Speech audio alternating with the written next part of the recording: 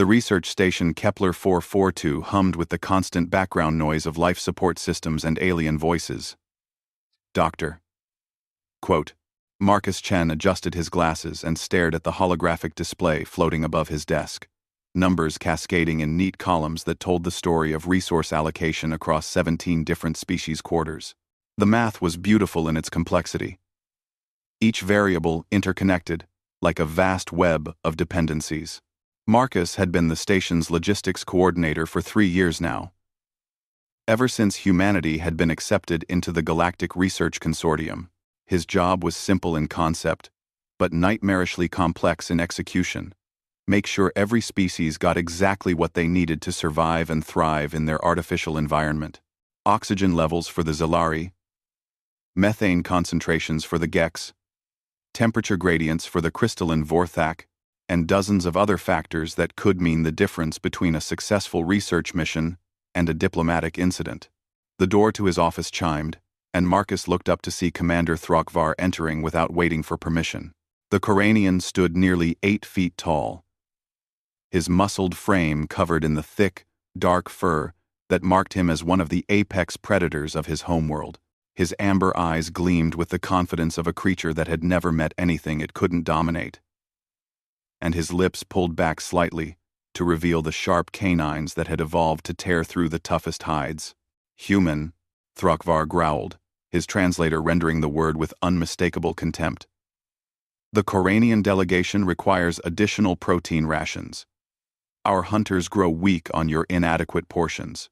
Marcus glanced at his display, calling up the Koranian dietary requirements with a few quick gestures. According to the calculations, your people are receiving exactly 2.3 times the protein allocation of any other species. The consortium approved these numbers, based on your physiological needs. Throkvar's hackles rose slightly, and he stepped closer to Marcus's desk. You dare question the needs of the Koranian pack? I am Throkvar, Alpha of the Blood Moon clan, conqueror of 7 worlds. I have torn the throats from creatures twice your size, and feasted on their hearts, while they still beat. Marcus pushed his glasses up his nose, a nervous habit he'd developed as a child. I'm not questioning anything. I'm just telling you what the math says. If you need more protein, I need to see updated medical data from your species' nutritionists. The Koranian's eyes narrowed to amber slits. Math? You speak to me of numbers when I speak of strength? You, humans, understand nothing. In the pack, only the strongest lead. Only the strongest decide. Your soft flesh and weak bones make you fit only to serve. Marcus felt his jaw tighten, but he kept his voice level. The consortium operates on scientific principles, not pack dynamics. Everyone gets what they need, based on objective calculations.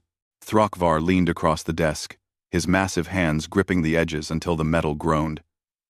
Then, perhaps it is time the consortium learned new principles. I have challenged every male of fighting age on this station. The Zalari commander cowered before my claws. The Gex warrior fled rather than face me. Even the great Vorthak crystal singers acknowledged my dominance. Only one remains who has not bent the knee. Marcus looked around his small office, filled with holographic displays and calculation matrices. I'm not a warrior, Throkvar. I'm a mathematician. I don't fight people. Then you submit? The Koranian's voice carried a note of satisfaction. I didn't say that either. The response seemed to catch Throkvar off guard. His head tilted slightly, studying Marcus with predatory curiosity. You refuse my challenge, yet you will not submit? Explain yourself. Soft flesh. Marcus stood up from his desk, his 5'8" frame dwarfed by the massive alien. I'll give you your protein rations. But not because you threaten me, because the math supports it. He gestured to the holographic display, expanding the Koranian dietary data. Your people's metabolic rate increases by 12% in low-gravity environments. The station's artificial gravity is set to galactic standard, which is roughly 15% below Koranian norm. I should have caught that earlier. Throkvar's expression shifted from aggression to confusion. You. Admit. Error. I admit the calculations were incomplete. There's a difference. Marcus tapped a few commands, and the display showed updated resource allocations. I'm also reducing atmospheric pressure in the Coranian quarters by 3% and increasing oxygen concentration by 0.7%. Your people are showing signs of mild hypoxia, which explains the irritability. The Coranian stepped back, his stance less threatening but more uncertain. You would do this? After I challenged you? Marcus looked up at him, adjusting his glasses again. I would do this because it's what the data says you need. Your challenge is irrelevant to the math. Something flickered across Thrakvar's features that Marcus had never seen before in a Coranian.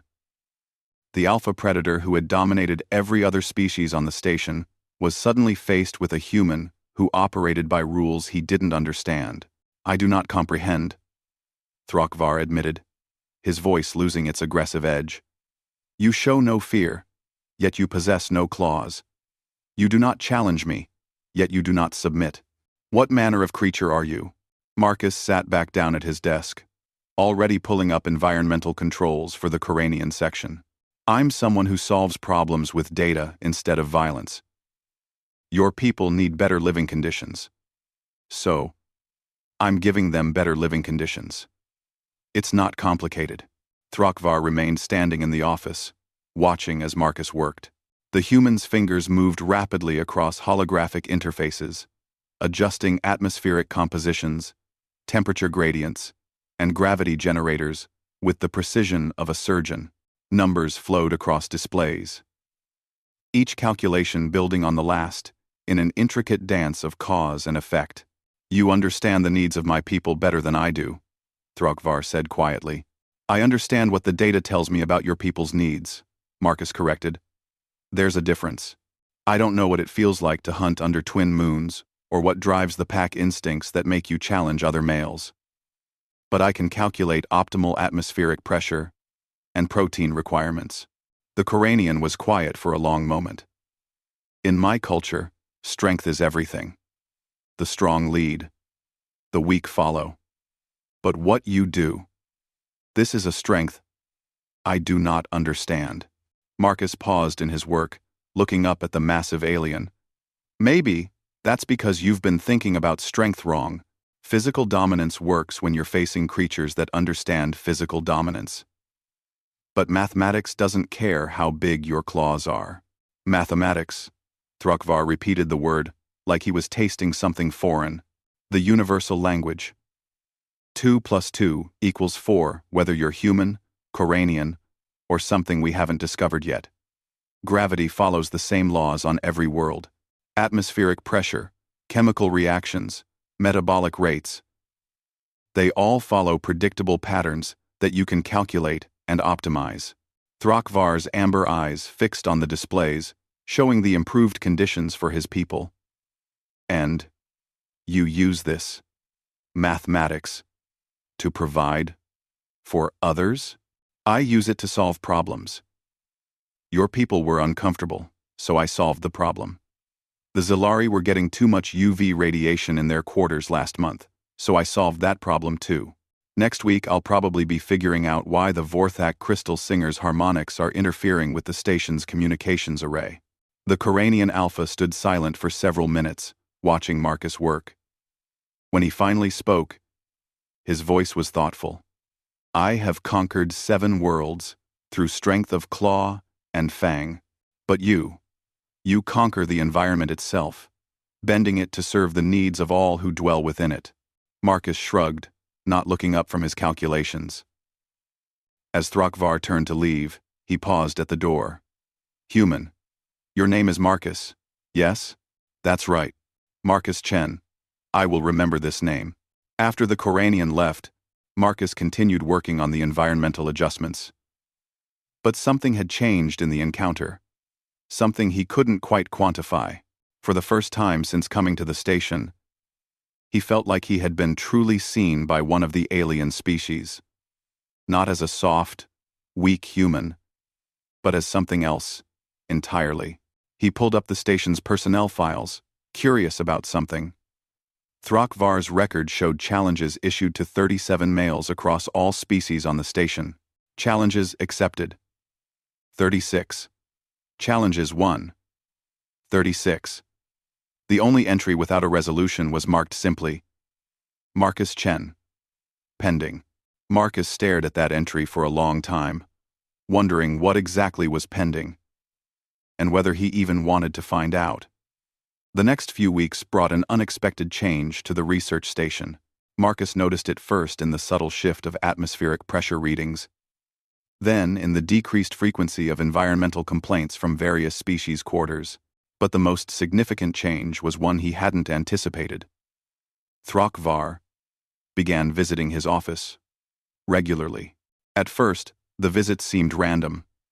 The Coranian Alpha would appear without warning, looming in Marcus's doorway with his characteristic intensity. But instead of making demands or issuing challenges, he would ask questions, strange questions. "Human Marcus," Throkvar said during his third visit, "explain to me how you knew my people needed different air pressure." Marcus looked up from his current project, a complex calculation involving the Gex breeding chamber's methane circulation. Biomarker analysis. Your people's blood oxygen levels were slightly below optimal range. Lower atmospheric pressure meant your lungs had to work harder to extract the same amount of oxygen. And you could see this in your numbers? The medical scanners take readings every 6 hours. I just had to know what to look for. Marcus pulled up a holographic chart showing oxygen saturation levels across all Coranian personnel over the past month. See? Here's where the levels started dropping, and here's where they normalized after I adjusted the atmospheric controls. Throkvar studied the display with intense concentration. These numbers. They told you my people were in distress before my people knew they were in distress. Biological systems are predictable if you understand the variables. Your people were showing early signs of altitude sickness, even though we're in space. The principle is the same. The Coranian's massive head tilted thoughtfully. In the pack, we learn to read the signs of weakness in prey animals. You do something similar, but with invisible signs. Marcus had never thought of it that way, but the comparison wasn't entirely wrong. I suppose you could look at it like that. I track patterns in data the same way you might track patterns in behavior. During the fourth visit, Throkvar brought something unexpected. Other Koranians. "Human Marcus," he announced. "I present Zethkor, our pack's huntmaster, and Grixvel, our territory keeper. They would hear your wisdom." Marcus nearly choked on his coffee. The two newcomers were only slightly smaller than Throkvar, their amber eyes fixed on Marcus with unsettling intensity. Zethkor spoke first, his voice a rumbling growl. "Alpha Throkvar says, you can see the invisible patterns that govern life itself." "I wouldn't put it quite like that," Marcus began, but Grixvel interrupted. "Show us," she demanded. "Prove this claim." Marcus glanced at Throkvar, who nodded encouragingly. With a sigh, he called up the station's resource management system. "Okay, let's start simple. Zethkor, you're the huntmaster. That means you're responsible for organizing hunting parties on your homeworld, right?" The Coranian nodded, his expression suspicious. "So you understand resource allocation. Too many hunters in one area, and you scare away the prey. Too few, and you can't bring down large game. You have to optimize the distribution of your people across the hunting grounds." "This is obvious," Zethkor growled. "Right, now watch." Marcus gestured to his displays, showing the station's power grid. "Same principle, but instead of hunters and prey, I'm balancing energy distribution across 43 different systems. The Zilari quarters need more power during their artificial daylight cycles. The Vorthok crystal singers require massive energy spikes for their harmonic meditation sessions. The Gex breeding chambers need constant temperature control." He highlighted different sections of the station as he spoke, showing how power flowed from the central generators to various subsystems. "If I put too much power in one area, other systems brown out. Too little, and critical life support fails. Just like your hunting parties, It's all about finding the optimal distribution. Grixvel stepped closer to the display. Her claws extended slightly as she studied the flowing energy patterns. You control the life force of the entire station? I manage resource allocation. Yes, and if you wished, Throkvar said slowly, you could make any species suffer by denying them what they need. The question hung in the air, like a physical presence. Marcus felt the weight of 3 predatory gazes fixed on him, and he realized they had just understood something about his position that he had never really considered himself. I suppose I could, he admitted. But why would I want to? Power, Zethkor said simply. The strong take what they want from the weak. But I'm not strong, Marcus pointed out. Any one of you could break me in half without effort. Yet you wield power over us all, Grixvel observed. This is confusing. Marcus sat back in his chair, thinking about how to explain a concept that seemed obvious to him but alien to them. Look, imagine you're the best hunter in your pack. You could hoard all the best hunting grounds for yourself, right? Keep all the prime territory, and force the weaker hunters to go after scraps. The 3 Koranians nodded. This was clearly familiar territory. But what happens to your pack if you do that? Throkvar's amber eyes narrowed. The weak hunters fail. They bring back poor game, or no game at all. And then? The pack grows hungry, Grixvel said slowly. The young and old begin to starve. And a hungry pack is a weak pack, Zethkor finished, understanding dawning in his voice. Marcus nodded. Exactly. I could use my position to benefit humans at the expense of every other species. Give us the best quarters, the most resources, the optimal environmental conditions while everyone else suffers. But then the research mission fails, the consortium falls apart, and ultimately humans lose access to galactic civilization. So you strengthen others to strengthen yourself, Throkvar murmured. But this requires trust? That they will not turn on you when they are strong. It requires recognizing that everyone's success is connected. When the Zalari astronomy team makes a breakthrough because they have optimal working conditions, that benefits everyone. When the Vorthok crystal singers maintain station communications because their harmonic chambers are perfectly calibrated, that benefits everyone. When your people are healthy and alert because their atmospheric needs are met, that benefits everyone.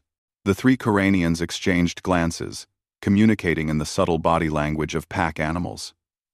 Finally, Throkvar spoke. This is not how power works in our experience. Maybe that's because you've only experienced one kind of power, Marcus suggested. Physical dominance works when you're dealing with direct competition for limited resources. But mathematics creates abundance through optimization. Explain. Grixvel demanded. Marcus called up the station's resource efficiency reports. When I started here 3 years ago, the station was operating at 68% efficiency. Too much waste. Too many conflicts over resources. Constant environmental problems. Today, we're running at 94% efficiency.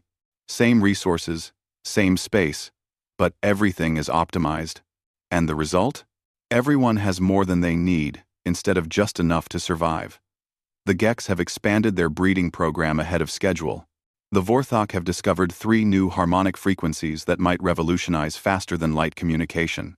The Zalari have mapped 17 new star systems.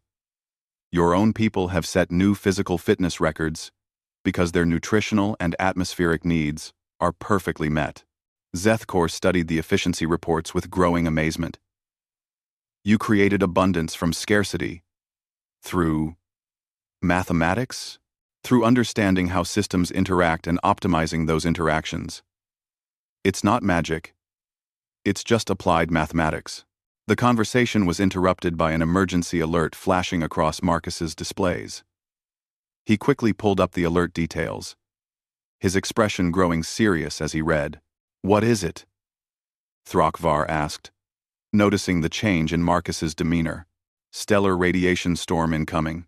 The station's shields will hold, but we need to reroute power from non-essential systems and adjust atmospheric pressure in all quarters to compensate for the electromagnetic interference.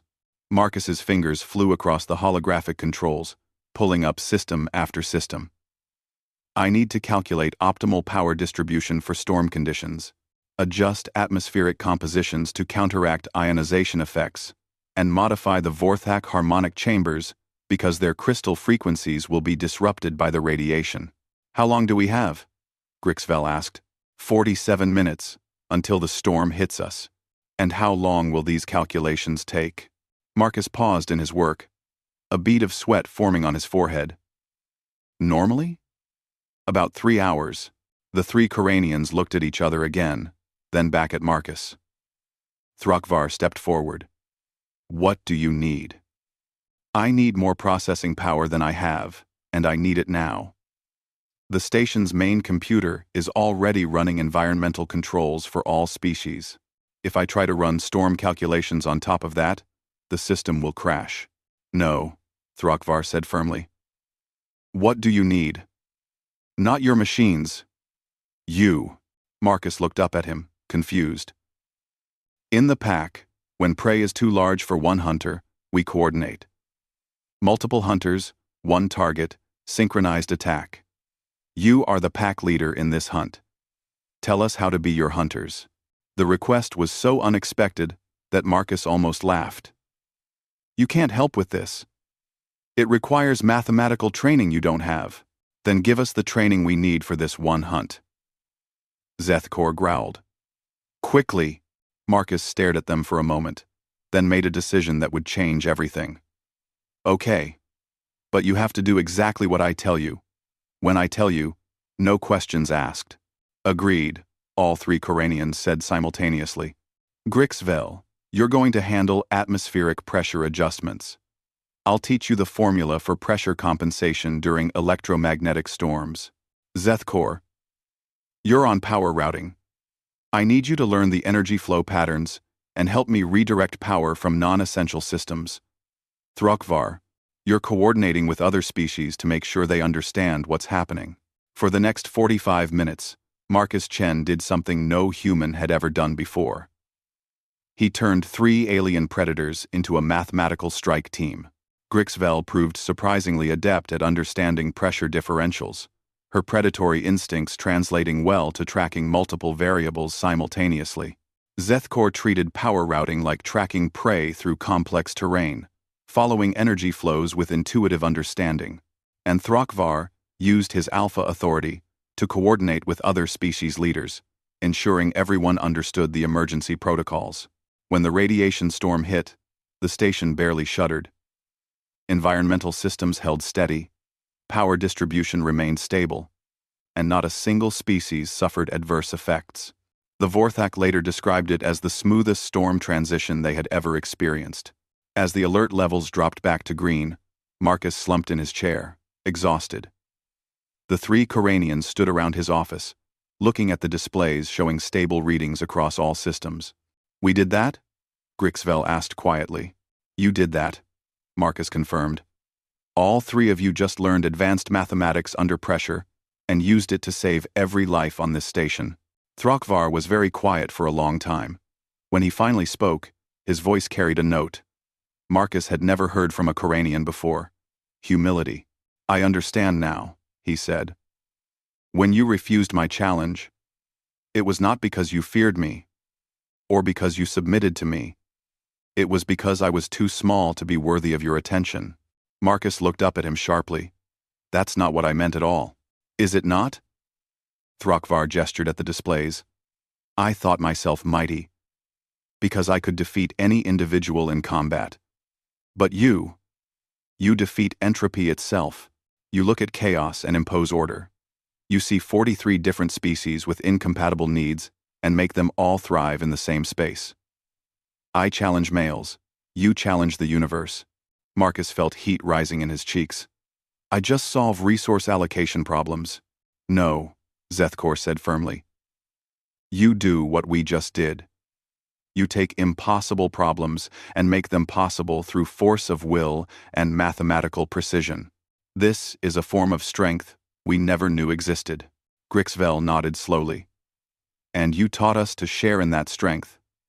In our culture, the strong do not share their power with others, but you shared your power with us simply because the need was great. Marcus was quiet for a moment, processing what they were saying. I shared it because I needed help, and you were willing to learn. It wasn't about worthiness or strength. It was about recognizing that we could accomplish more together than I could alone. Yes, Thrakvar said softly. This is what I did not understand about your challenge refusal. You were not avoiding combat because you feared to lose. You were offering a different kind of combat entirely, a battle against impossibility itself. The Koranian Alpha straightened to his full height, and Marcus tensed, unsure what was coming. But instead of aggression, Thrakvar's posture showed something else entirely. Respect. Marcus Chen, human mathematician, he said formally. I, Thrakvar, Alpha of the Blood Moon clan, acknowledge your supremacy in the hunt that matters most. You have shown us strength beyond our understanding, and wisdom beyond our experience. I yield to your leadership in all matters of pack survival. The words hung in the air like a physical presence. Marcus stared at the three Koranians, trying to process what had just happened. I'm not asking for your submission, he said finally.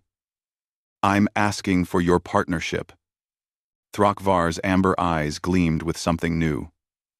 Then you shall have it, Alpha Marcus, and much more besides. The transformation that swept through Research Station Kepler, 442 inches the following months, was unlike anything the Galactic Research Consortium had ever documented. It began with the Koranians, but it didn't end there. Marcus first noticed the change when he arrived at his office one morning to find Zethkor waiting outside his door, holding a datapad and looking uncharacteristically nervous. Human Marcus, the Huntmaster began, then caught himself. Alpha Marcus, I have been studying the mathematics you taught us during the storm. Marcus unlocked his office door, gesturing for Zethkor to follow him inside. Just Marcus is fine. What kind of studying? I applied the pressure differential calculations to our hunting grounds back home. Zethkor's claws clicked against the datapad as he called up his work. Our prey animals migrate based on atmospheric pressure changes before storms. If we could predict these pressure changes using your mathematics, we could position hunting parties more effectively. Marcus looked at the datapad, his eyebrows rising as he recognized complex meteorological calculations. Did you do this work yourself? With help from Grixvel and some of the Zalari astronomy team. They explained how atmospheric pressure propagates across planetary surfaces. Zethkor's amber eyes gleamed with enthusiasm. The mathematics work everywhere, just as you said. This is actually pretty sophisticated work, Marcus admitted, studying the calculations more closely. You've essentially created a predictive model for animal migration patterns based on barometric pressure differentials. Is it correct? More than correct. It's innovative. I never would have thought to apply storm compensation mathematics to hunting strategy. Zethkor's chest swelled with pride. Thrakvar says, I should share this knowledge with our pack elders. They could optimize hunting across all 7 of our conquered worlds. The word conquered made Marcus pause.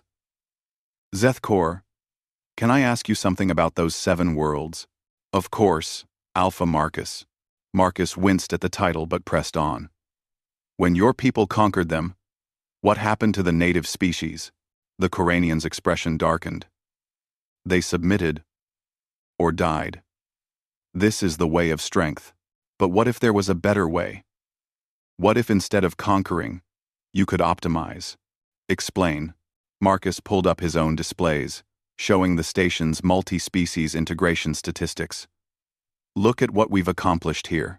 43 different species, all with different needs, all thriving in the same space. No one conquered anyone else. Everyone benefits from everyone else's success. But this is a research station, Zethkor protested. Not contested territory. Isn't it, though? We have limited space, limited resources, limited energy. By traditional logic, The strongest species should dominate, and the others should serve or starve.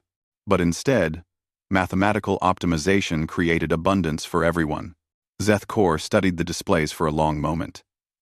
You suggest we could do this with entire worlds? I'm suggesting you could try a different approach with new worlds you encounter. Instead of conquest, try optimization. Instead of forcing submission, try finding mathematical solutions that benefit everyone. The conversation was interrupted by Throkvar's arrival, followed by something that made Marcus do a double take. Commander Zephyr Lin of the Zalari delegation, and Crystal Singer Harmonic Prime Vex Thul of the Vorthak Collective. Marcus, Throkvar announced, we have come to make a proposal. The office was suddenly very crowded. Zephyr Lin, with her tall, slender frame and silver-blue skin, had to duck slightly to fit through the door. Vex Thul's crystalline form chimed softly as she moved, her faceted surface catching and reflecting the office's holographic displays. This is highly irregular, Marcus said, looking around at the unlikely assembly. Irregular situations require irregular solutions, Zephyr Lin observed, her musical voice carrying the precise diction of her species. The Koranian delegation approached us with an interesting proposition.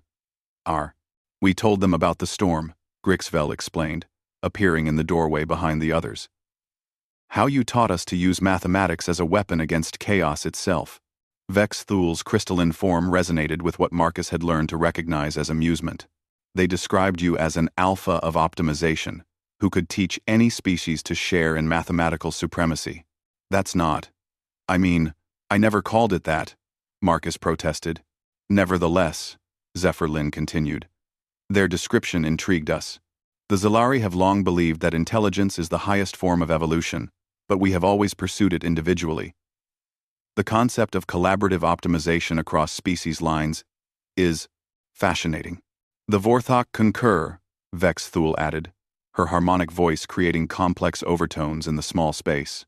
Our crystal song matrices are powerful, but we have always assumed that other species lack the harmonic sensitivity to participate in our calculations. If mathematical principles truly are universal, perhaps this assumption was incorrect.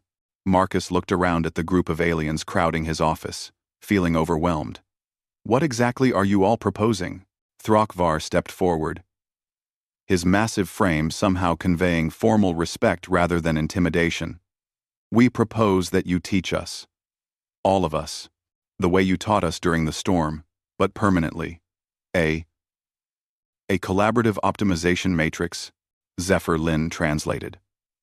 Combining Koranian instinctive pattern recognition, Zalari analytical precision, Vorthok harmonic calculation, and human systems thinking, and in return? Marcus asked, suspiciously. In return, Vex Thul chimed, we share our respective strengths with you. Koranian tactical thinking, Zalari astronomical data, Vorthak harmonic mathematics, all integrated into a collective problem-solving entity. Marcus sat down heavily in his chair. You're talking about creating some kind of interspecies think tank. We are talking about evolution, Throkvar said firmly. You showed us that strength is not just physical dominance. It is the ability to solve problems that seem impossible. But if mathematical strength can be shared, taught, expanded across species lines, then together we could become stronger than any of us could be alone. The applications are endless, Zephyr Lin added enthusiastically. Astronomical research, enhanced by Koranian pattern hunting, Vorthak harmonic communication arrays, optimized by human systems analysis, resource management solutions that could be applied to entire star systems. Marcus looked at each of them in turn. And if I say no, then we proceed without you, Grixvel said simply, but less efficiently. Oh, the blunt honesty of the response made Marcus laugh despite himself. You've really thought this through. We have observed your methods for months now, Throkvar said. Every problem you solve the same way. You gather all available data. You identify the key variables. You calculate optimal solutions. And you implement them systematically. These methods can be learned. But more than that, Zephyr continued. They can be enhanced. Zilari, computational speed, Koranian intuitive pattern recognition, Vorthak harmonic processing, human synthetic thinking. Combined, we could tackle problems that no single species could solve alone. Marcus was quiet for several minutes, thinking through the implications. Finally, he spoke. There would have to be rules. Agreements. This can't just be about solving problems. It has to be about solving them ethically. Meaning? Vexthul asked. Meaning we use mathematical optimization to benefit everyone, not just ourselves. Meaning we don't use our combined knowledge to dominate or exploit other species. Meaning we share our discoveries with the broader galactic community. Throkvar's amber eyes narrowed. You would constrain our strength? I would direct it toward worthy targets, Marcus corrected. There are plenty of impossible problems in the universe that need solving. Energy scarcity, resource distribution, communication across vast distances, environmental restoration, disease eradication. Why waste our time conquering each other when we could be conquering entropy itself? The Koranian Alpha was quiet for a long moment. Then he smiled, showing his sharp canines. Entropy is indeed a worthy prey. Very well. Alpha Marcus, we accept your constraints, and I accept your proposal. But I have one condition. Name it. We start small. Pilot program. One major problem. Solved collaboratively to prove the concept works. If it does, we expand. If it doesn't, we go back to our regular jobs. Zephyr silver-blue features brightened. I have the perfect test case. The Helix Nebula. Communication. Dead zone. Marcus had heard of the problem. The Helix Nebula was a crucial trade route connecting 3 major star systems, but something about its composition interfered with faster-than-light communication. Ships entering the nebula were effectively cut off from the rest of the galaxy until they emerged on the other side, making trade dangerous and exploration nearly impossible. The Galactic Consortium has been trying to solve that for 15 years, he pointed out. Exactly. Vexthul chimed with harmonic satisfaction. If we can solve a 15-year-old problem in a fraction of the time using collaborative optimization, it will demonstrate the validity of our approach. The Zilari have been studying the nebula's electromagnetic properties for decades, Zephyr added. The Koranian fleet has mapped safe passage routes through its gravitational anomalies. The Vorthak have been analyzing its harmonic resonance patterns. But no one has tried to combine all 3 approaches with human systems analysis. Marcus pulled up his displays, calling up everything the station's databases had on the Helix Nebula. All right. Let's see what we're dealing with. What followed was unlike anything the research station had ever seen. The unlikely team set up a collaborative workspace in one of the larger conference rooms, combining Zilari holographic displays with Koranian tactical mapping systems and Vorthak harmonic resonance chambers. Marcus found himself in the center of it all, not as a leader, but as a translator, helping each species understand the other's approaches and finding ways to integrate their different methodologies. The Zilari approached the problem with precise mathematical analysis, mapping every electromagnetic frequency in the nebula with scientific rigor. The Koranians treated it like a hunt, identifying patterns in the gravitational anomalies that revealed safe paths through the dangerous regions.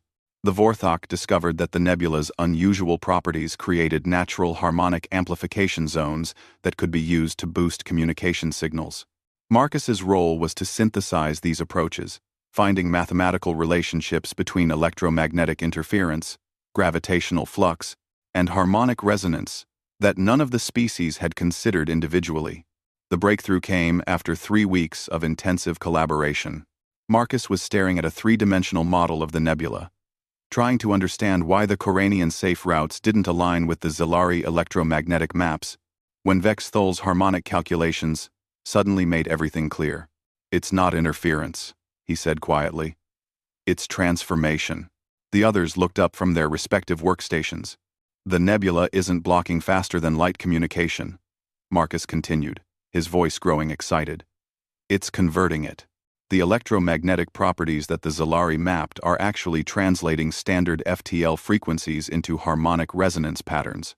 But our harmonic analysis shows those patterns are too complex for standard communication arrays to decode, Vex Thule objected. Right. Because they're not meant for standard arrays. Grixvel, show me those gravitational flux patterns again.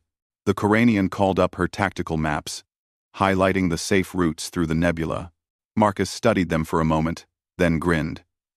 The gravitational anomalies aren't obstacles. They're focusing lenses. The nebula is a natural harmonic communication amplifier. But you need to position your transmitters at specific gravitational focal points and tune them to the harmonic frequencies that Vex Thule identified. You're suggesting we could communicate through the nebula instead of around it? Zephyrlin asked. Better than that. If we're right, communication through the nebula should be faster and clearer than normal space transmission. The harmonic amplification could boost signal strength across multiple star systems. 3 days later, they transmitted their findings to the Galactic Consortium, along with detailed specifications for modified communication arrays. Within a month, the first harmonic communication relay was installed at the nebula's primary gravitational focus point. The results exceeded everyone's expectations. Not only did the new system allow clear communication through the Helix Nebula, but it reduced transmission time between the 3 connected star systems by 40%. Trade route efficiency increased dramatically, and exploration teams could maintain constant contact with their home bases. The success of the Helix Nebula project changed everything.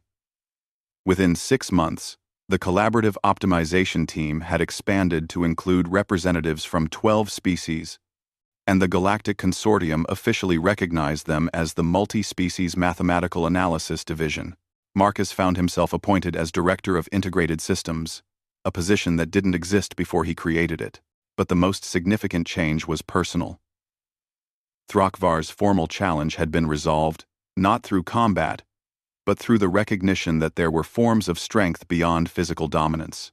The Coranian had not submitted to Marcus, nor had Marcus conquered him. Instead, they had found a third option: partnership in pursuit of goals too large for any individual to achieve. As Marcus stood in his new office, watching holographic displays that showed optimization projects spanning dozens of star systems, he reflected on how far they had all come. The human mathematician who had once solved resource allocation problems for a single research station was now coordinating collaborative efforts that reshaped galactic civilization itself. Thrakvar appeared in his doorway. No longer the intimidating predator who had once demanded additional protein rations, but a valued partner whose tactical insights had become essential to their problem-solving methodology. Alpha, Marcus, the Coranian said, then caught himself with a familiar grin. My apologies. Director, Marcus. The Andromeda Colony Optimization Project is ready for your review.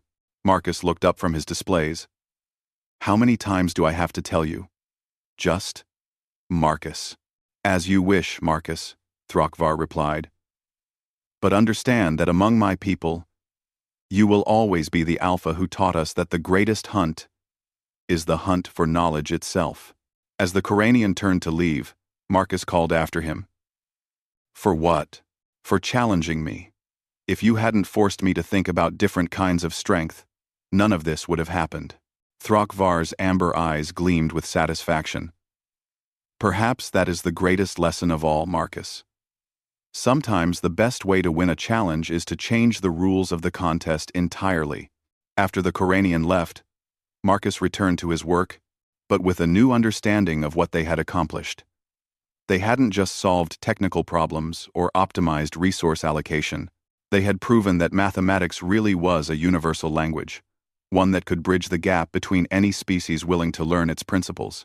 The Pack Alpha had challenged every male on the station, seeking to establish dominance through traditional means, but in the end, it was the human number cruncher who had shown them all a different kind of dominance entirely.